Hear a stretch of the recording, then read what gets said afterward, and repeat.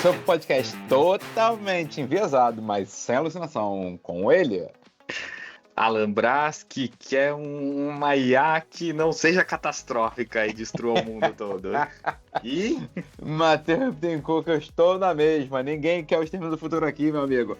Bom dia, boa tarde, boa noite para todo mundo que tá assistindo a gente. E aí, meu amigo, como é que você tá? Tudo bom? que mundo que a gente vai viver. Tudo ótimo. E você, meu amigo? Pois é, eu acho que agora, né, realmente, essa AGI chega ou não chega, e essa super inteligência artificial, teremos um Meu Extermínio do Deus, Futuro. será que teremos uma aqui. inteligência soberana? Eu quero lançar esse termo aqui, porque agora é a palavra da moda, é a soberania.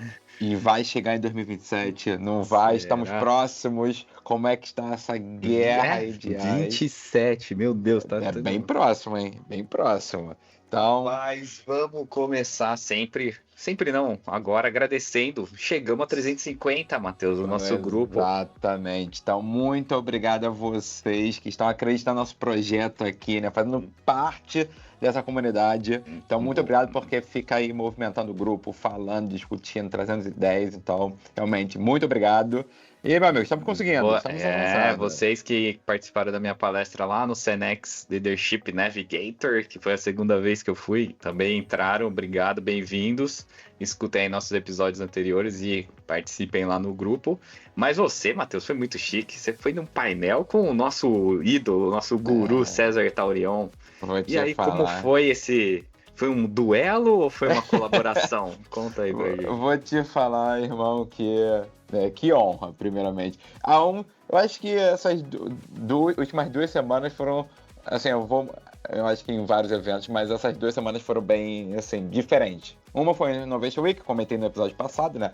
Mas emocionante, né? Primeira vez que TDC aqui e tudo mais. E essa porque, irmão, dividir um palco com uma das principais lendas de IA e uma grande referência que eu tenho, não é realmente um dia comum, né? Então, assim, dando contexto aqui, né? Que a gente fala muito de engenharia de contexto. Então, assim, eu fui convidado para fazer parte do painel de encerramento do RPA AI Congress, versão Rio de Janeiro. Né, aconteceu na última quarta. E aí, assim, obviamente, 2 dias de evento, aquela coisa toda, várias empresas, né, fornecedores aqui falando vários estandes sobre agentes e assim por diante. Mas eu acho que o César, né, provocou, né, justamente uma questão. De fato, a gente está pronto para esse mundo de agentes, decisões autônomas, e a gente queria um debate bem realista. Né? Então, assim, estava... Óbvio que quem acompanha o César sabe, né? Acompanha no LinkedIn e tudo mais, então assim, ele realmente tem uma posição mais forte sobre isso, né? Às vezes até um pouco contra, talvez, todo esse uso e frenesi sobre o hype. Mas eu acho que a gente conseguiu colocar um papo, né, bem pé no chão, né, sobre a questão que a gente foi bastante discutido lá. Óbvio, a gente não tem toda a tecnologia já disponível, pronta, até porque, né, convenhamos, né, a gente está falando de uma tecnologia super nova. E esse boom mesmo de IA, o boom de IA, né, IA generativa realmente relativamente novo. Mas também não fazer nada não tem como.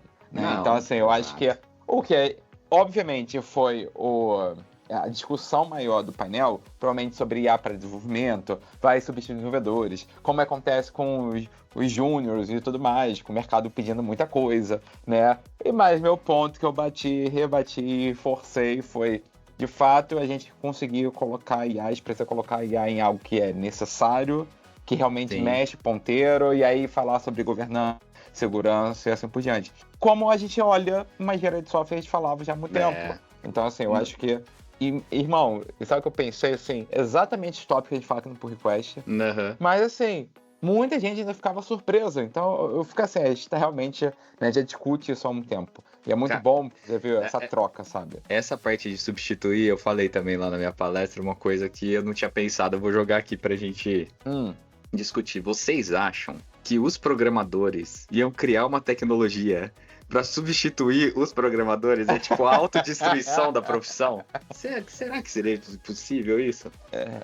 É uma ótima pergunta. Quero ver o comentário do pessoal aí. É a autofagia da profissão. Que isso, gente? Não é por aí. Mas é uma discussão muito legal. Acho que Eu acho que é justamente isso. Tá todo mundo me questionando e uma parte que me perguntaram, né? Eu acho que é bom, ainda mais eventos assim que tem pessoas de diversas áreas. Aham. E assim, todo mundo pergunta como é que começa, né? Eu vou pra área, eu não faço um curso, faço o quê? E tá todo mundo questionando, né, meu amigo, sobre isso. Então vai ter E novidade hoje aqui. teremos uma Como, novidade. por onde começa, Matheus? Meu Deus. Eu acho que essa é a pergunta que mais me perguntam, né?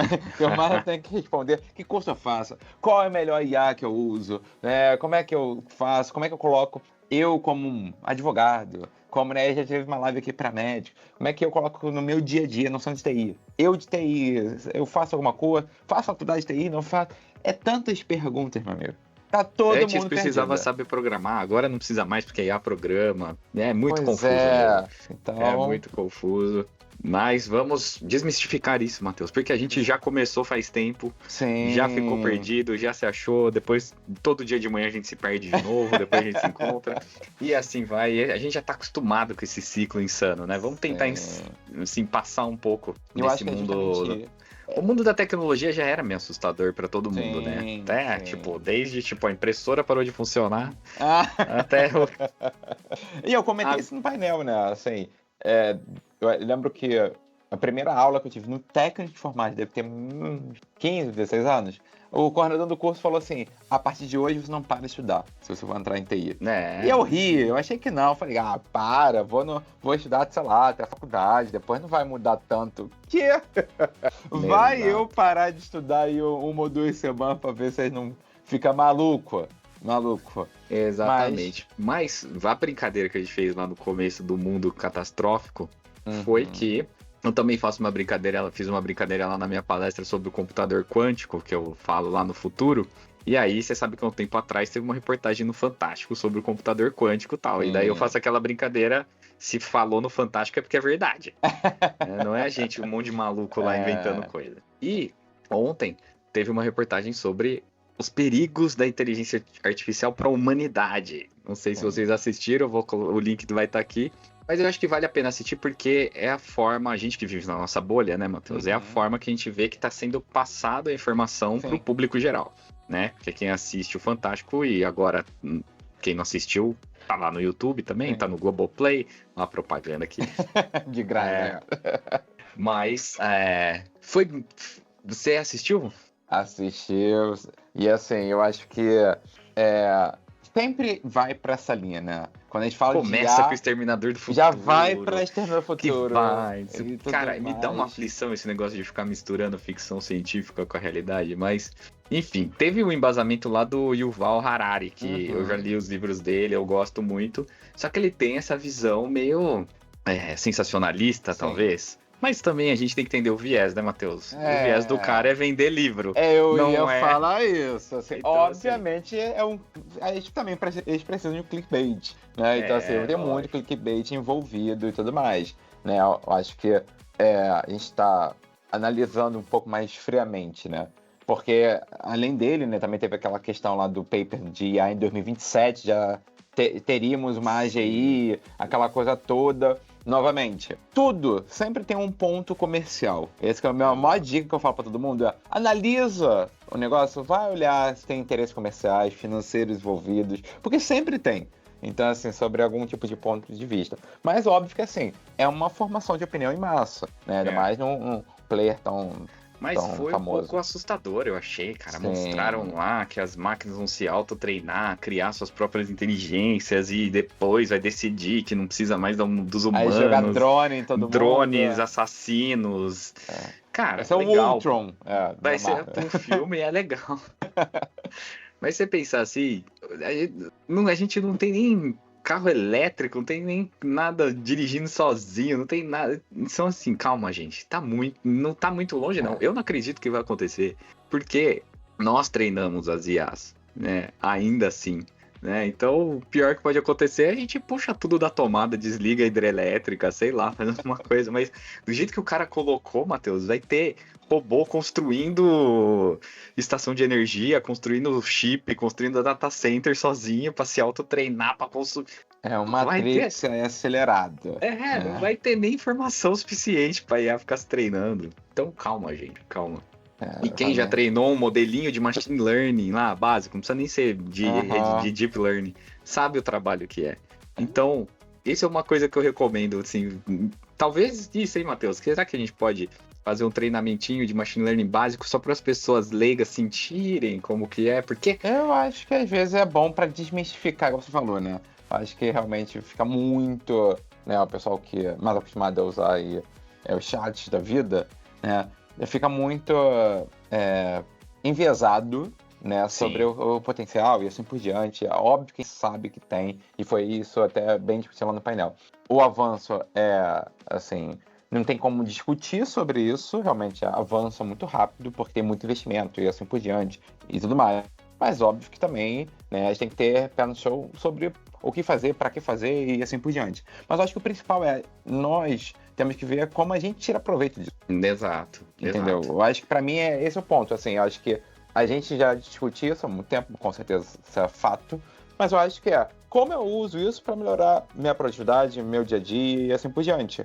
Sabe, teve uma sessão, esse foi mesmo, eu tinha que preencher o negócio, aqui várias perguntas e tudo mais. Se eu fosse preencher, eu não sei você, às vezes eu penso demais para fazer algumas coisas. Então eu falei assim, precisava de apoio. Eu falei, pelo menos um norte. Realmente, falei aqui, deu contexto, aí eu falei, pô, realmente, me ajudou a pelo menos sair aquela síndrome do pisco.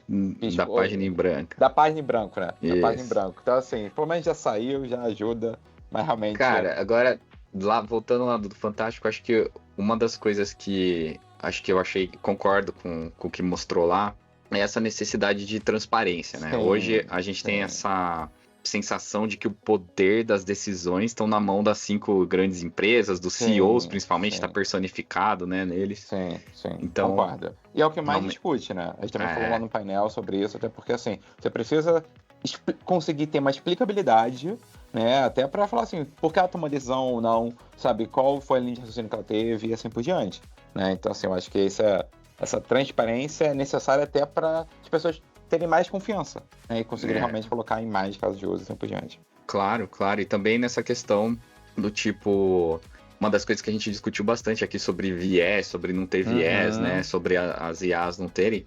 Mas assim, a gente vai ter que definir qual que são as regras de uso, né? E hoje, essa semana também teve muita discussão com relação a perfil lá de meio que infantil da Meta, né? Isso, óbvio que tem que ter limite. Até se a gente tem desde a era agora do começo da internet com imagens, com vídeos, com filtros, claro, né? Então, escalou isso e essa questão vai ter que ser muito mais debatida. Mas você estava falando de coisas ocultas, voltando lá ao GPT-5, que mantém muita polêmica, né? No podcast de Mixture of Experts, falaram do tal de prompt oculto. Eu não tinha visto isso. Que gerou alguns problemas, porque quando a gente tem a aplicação do ChatGPT, ela tem camadas lá, a gente já explicou aqui, quase é um super agente, então ele faz muita coisa escondida, né? Ainda tem muito essa dúvida, Matheus, o pessoal que eu conversa, inclusive lá na palestra que eu dei no Cenex, do tipo, mas não busca na internet a informação? Mas o modelo não sabe isso, a IA não sabe isso?